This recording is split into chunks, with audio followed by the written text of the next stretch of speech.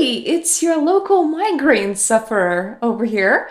Normally, if you're having migraines, I would recommend not playing video games at all, but I don't just have a migraine for one day, and they're pretty cyclical, so I can expect at least two of them a month, and sometimes they last between 3 and 6 days each. And recently, I just had them back to back, which means that I had one that lasted for 3 to 4 days. Then I had like 2 days where I just felt really disassociated and entirely like I'm not alive. And 4 days later, I started a new one, and that one just ended right now on the 12th of November and lasted for like good 4 days. And I entirely expect the after effects to also hit me pretty soon, as after the migraine, I tend to experience either really bizarre mood swings where I get very upset over the fact that I had a migraine, or being unable to think for a while, or just whole brain fog thing. Doing things becomes a lot harder. So some migraines are worse than others. Like, for example, just before mine end, I tend to have this really expensive day where I am in full desperation mode, and my way of coping tends to be showers, and that's both electricity and water expenditure. So, once again, it tends to be a very expensive day. But yesterday, not only did I reach the level where I literally wanted to be dead, I couldn't stop shaking for like 10 whole hours, and that comes with severe nausea and vomiting and all of the other wonderful stuff. And then you need to recover your gut bacteria and all of the other problems that come with having had a migraine. So you can see how I'm kind of pissed that I have to live with them. They're hormonal, by the way. I can't really do much about them except try and like stay healthy and as stress free as possible. It also comes with the added benefit of my husband sometimes really going into brainstorm mode as to any way to help me, which ends up being anything from migraine cooling caps to specific vitamins, and trying to figure out what kind of mineral I might have completely purged out of my body recently, and I might need to, put it back. So, safe to say that when I'm losing about anywhere between 6 to 12 plus days every 28 to 30 days to migraines, I don't just want to do nothing for 12 days a month. That is incredibly boring. And funnily enough, reading books or other types of entertainment tend to go faster than gaming because small letter make brain feel not good. At the same time, there are kinds of gaming entertaining that I definitely can never engage when I have a migraine, such as RPG games, first person games, third person games, anything that make camera go move, or there's just too much little people running on my screen, ends up making the back of my eyeballs tickle, which my brain goes, and then I just have this wave of like sweats and nausea that swoop over. So everything that's high movement immediately goes out the window.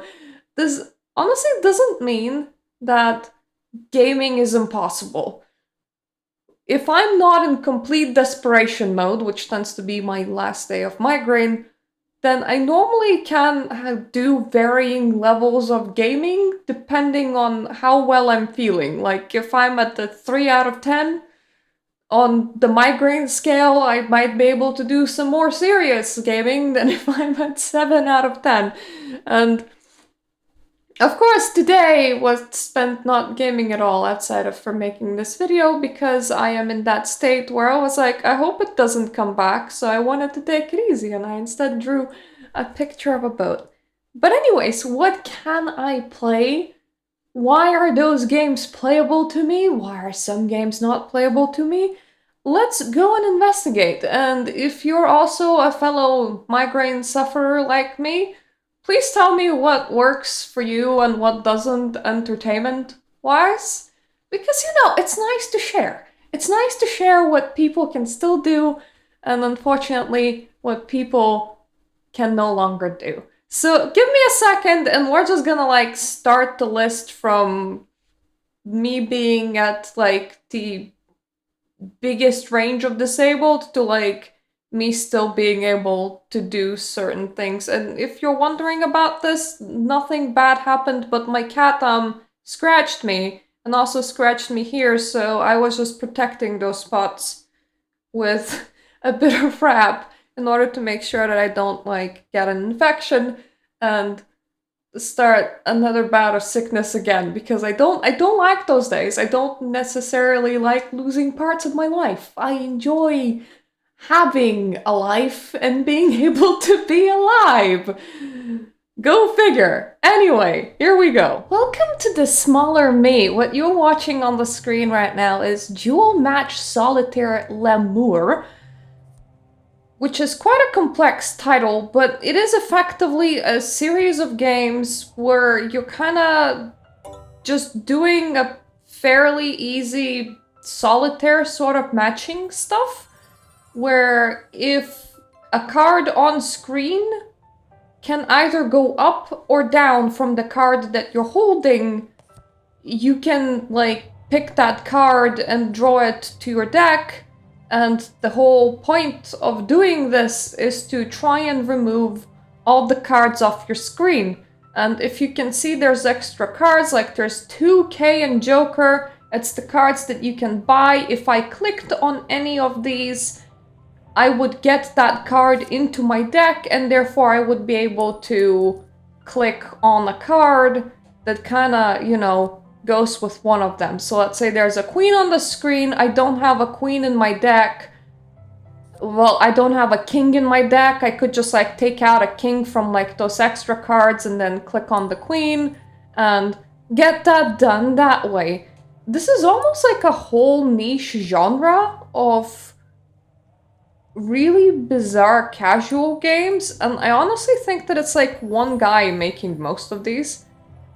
This is not like the only one. This one is love themed, but I know that there's ones that are vampire themed, ones that are like Regency themed. This is like a whole thing. There's like a whole bunch of games like these.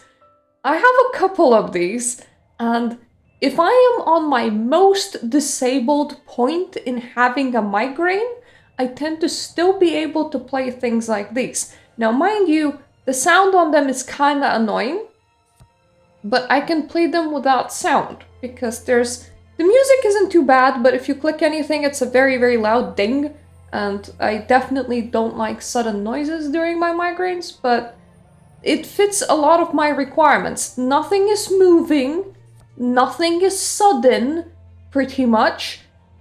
I'm not gonna like get jump scared. It's a very calm game, and I can play it as slowly as I like.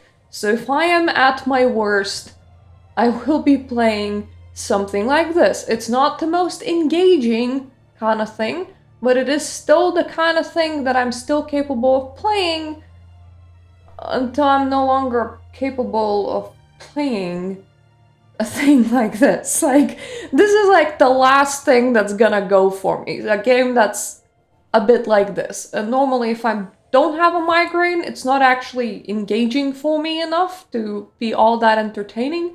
But if I do have a migraine and I'm feeling pretty shit, this is one of the kind of things that I can still tolerate and do. If I can still read, I do have a fairly bad habit of buying visual novels when my brain isn't that bad. as in when my brain is bad enough that I'm having a migraine, but I am still capable of reading. Once again, these are the kind of games that are mostly just text. It's not going anywhere. And unlike something like a book, I can magnify the text. Like, I can drop game's resolution down, I can like expand it, I can see if there's any kind of UI adaptations for bigger text. So I can make this a lot more readable for myself. Now, mind you, at some point I entirely stopped being able to read while, having enough eye comfort in order to look at things. At that point, we're moving back down to the kind of game that I mentioned previously. But if I can still read, then I might do something that's a fairly bad habit to do, which is buy a cheap visual novel off Steam and play through it once while I'm having a bad head. The reason why this one is a screenshot is because this one is The Allure of Wanton Cove, and it is a Call of Cthulhu sort of detective game, which is all good, but it has a lot of erotic, saucy, and the naughties related pictures. Effectively, it's a little bit of porn. So I might review it on my channel if I deem it good enough. I still haven't decided that.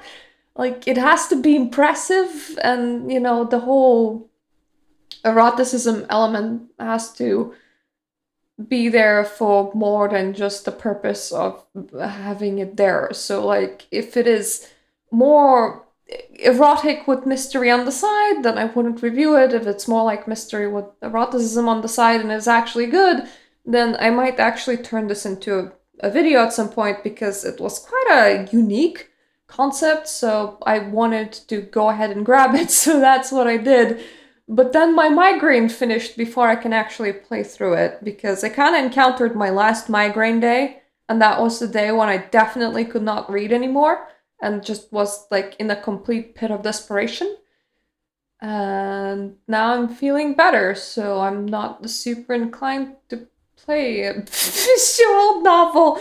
Oh well, I'm gonna finish it eventually. It's not gonna just litter my Steam library. It is quite an engaging one. I do actually want to finish it, so that's the thing. I will definitely finish it at some point. Moving up, if I can still tolerate some screen movement, this is Dorfromantik. And I have another very similar game to this as well that I haven't played for a while, because I bought it and it was kind of like this, and then a whole bunch of reviews were like, oh, it's like Dorfromantik.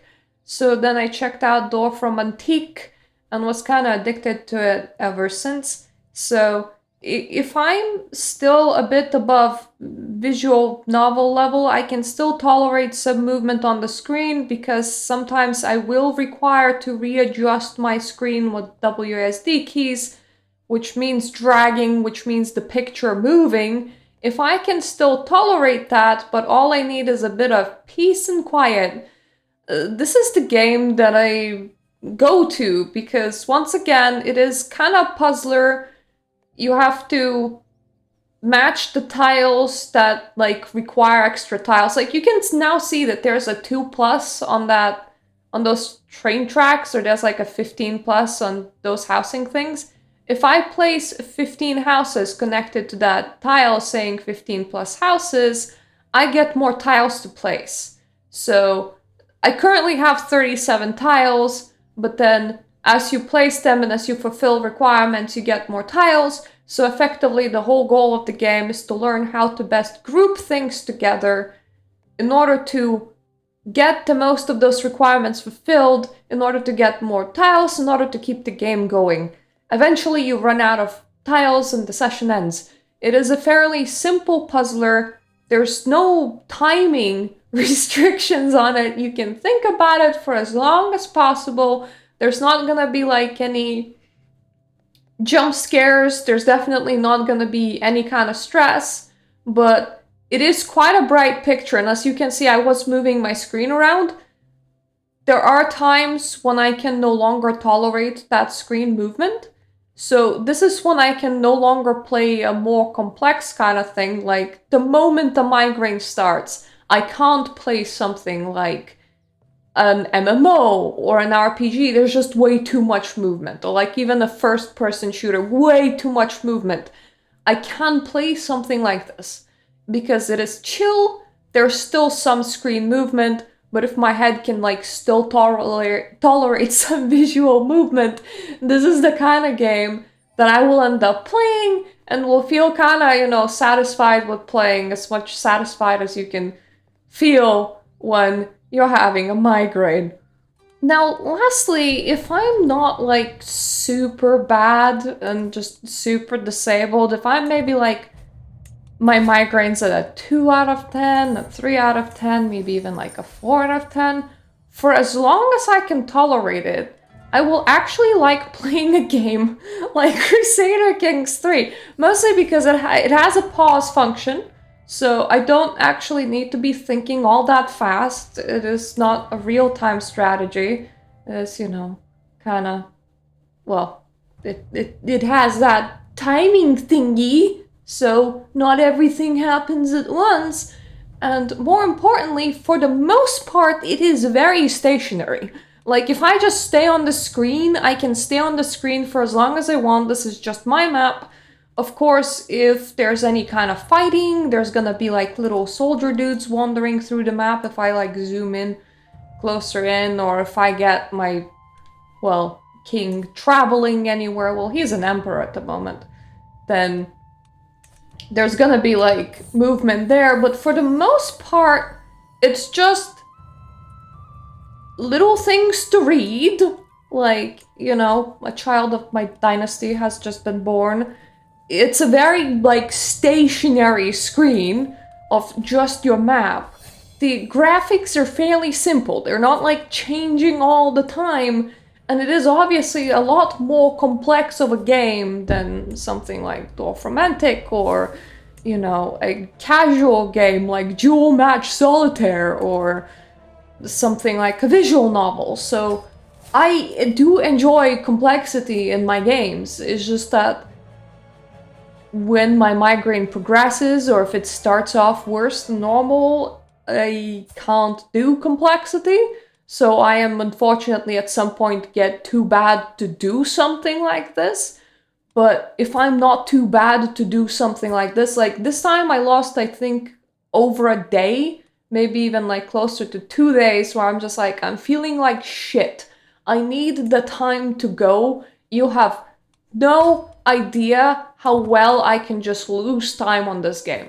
I will become very hyper-focused.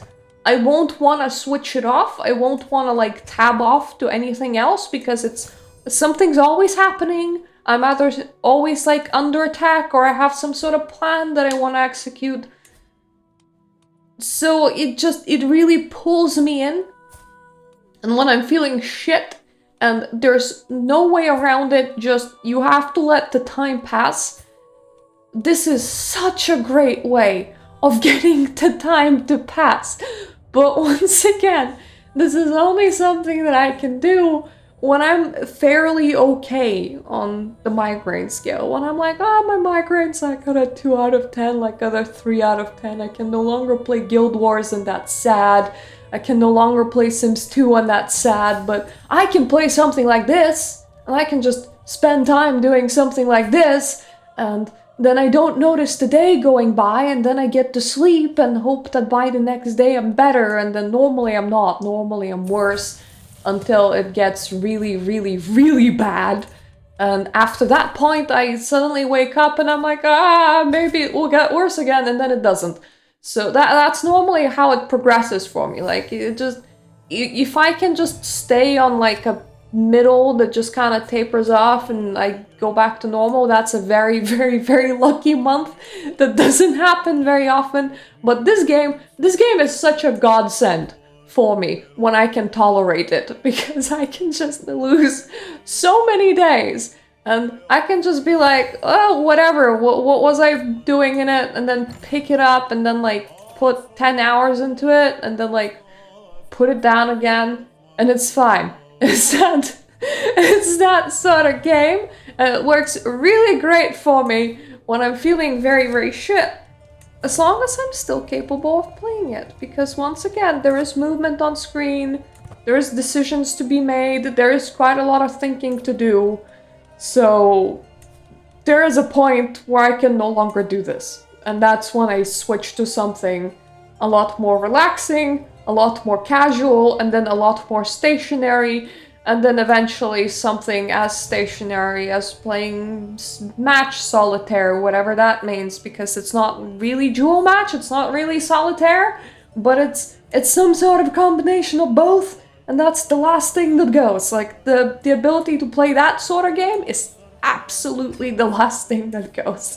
The ability to play a more complex game like this is unfortunately the first thing that goes. But anyways, this was my list and my showcase as to what I can still do when I have a migraine. And if you really didn't give a shit, then I'm kind of sorry for making this video. I have legitimately just finished having one, and it is kind of a thing that I wanted to share, because honestly, well, first of all, I kind of want to whine, but secondly, I would like to know what kind of adaptations other people have made, because it's not like I am the only migraine sufferer in the world. Mine hit pretty bad, but hell, I've been on Reddit for migraines, and some people are a lot worse than me. Some people are having them for like 40 days in a row or something like that. So the fact that sometimes I have a migraine attack that's genuinely traumatizing because I end up being unable to sleep, shaking, sitting in the shower because that's like the only thing that calms me down, and being very cryy, desperate, and nauseous and vomiting and being unable to see or hear. Like, I could sit in a complete darkness at that point. If I close my eyes, it will still feel like it is light. And I hate it. I hate it when it goes to that level. It doesn't always go to that level. It went there this time. So I'm just wondering if I'm just gonna have like a really bizarre emotional hit from this in the next couple of days, or will I just be fine? Because sometimes my brain just forgets about them. And honestly, I like that a lot more than if my brain kind of lingers and goes, we lost so much time to a migraine, because then you're in a very sour mood. You're angry, you're scared that you're gonna have another one, you're upset, and you have to deal with all of that. And you know that eventually you're gonna have another one, but when you're not having one, it's better spending that time actually living than not living. Like, it's better to continue having plans and continuing moving than just sitting there and mopping, going, my life is like really impacted by these things. So anyways, thank you for listening to me whine. If you get migraines, what kind of entertainment can you still tolerate? I would really like to know. Also, if you like this kind of content, I tend to talk about video games, mostly kind of spooky video games. I tend to also play them on this channel. I want to start doing Ark Spitalis streams sometime soon. Hopefully my head will allow me. I kind of had a panic about not even being able to stream anymore, so we're gonna approach that. We're gonna see how the next couple of weeks go, because once again I had like those two migraine attacks really close together, and I missed my chance to stream, and I was kind of really upset about that, and that can just happen, so I can't really plan things in advance, and that sucks.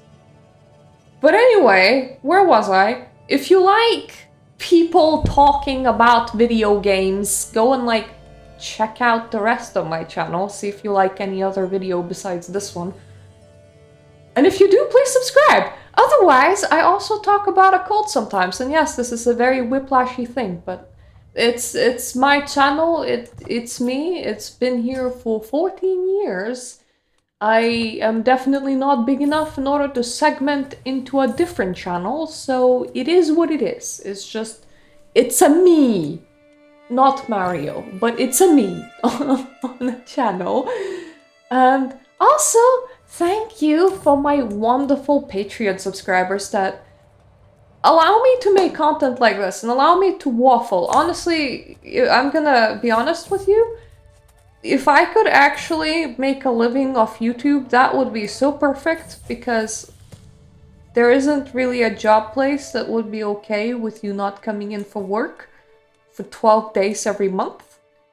And I gotta tell you, it does feel like I am pretty disabled at some points. Just off this alone, and this isn't my only problem, but just off this alone, it can get pretty miserable. The YouTube is a godsend, because I can make these videos whenever. I can just like have a stack of them pre-recorded and then like upload throughout the week when I'm just completely checked out and not there as a human being, and nobody will even notice. It is so amazing. Otherwise, of course, I do a little of this and that. Like, I do tarot readings, but even this week I had to switch off my shop for like a considerable period of time, and I don't like that, because that definitely impacts my ability to make money. But at the same time, there's just times when I am too bad and I can't do anything at all anymore, and that's just how life be. So thank you for listening to this friend. I hope you learned something from it. If you have any kind of questions, please ask them down below. And if you want to share your own stories, I would really like to hear them, because I do like connecting with people. So anyways, thank you for watching. I hope I'm gonna see you on my other videos too. Toodaloo for now.